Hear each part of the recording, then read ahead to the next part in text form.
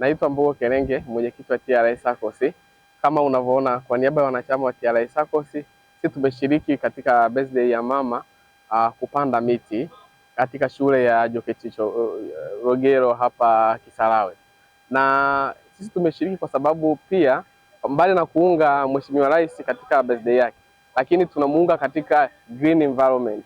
Tunaamini katika maendeleo ya kidunia, maendeleo ya kimilenia, malengo 17 yale ya kimaendeleo ipo ya utunzaji wa mazingira, na sisi kama vyama vya ushirika na sisi kama TRA SACCOS tumeona tushiriki leo kwa ajili ya kupendezesha hii shule ambayo umeona kuna wanafunzi na mazingira unaona hayana miti ya kutosha.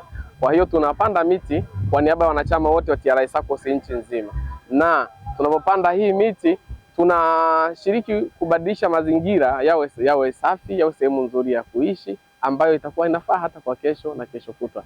Tunajua wanachama wetu pia huko wanalima, wengine wanakupa mikopo kwa ajili ya kulima mashamba, mazao yao yasiunguliwe na yasiharibiwe na kiangazi, lakini kuna wengine ambao wana biashara mbalimbali ambazo zinaathirika kwa namna moja ama nyingine na mazingira. Kwa hiyo tumeona tupande miti ili kuweza kutengeneza mazingira haya ya shule hii, lakini pamoja na nchi yetu kwa ujumla.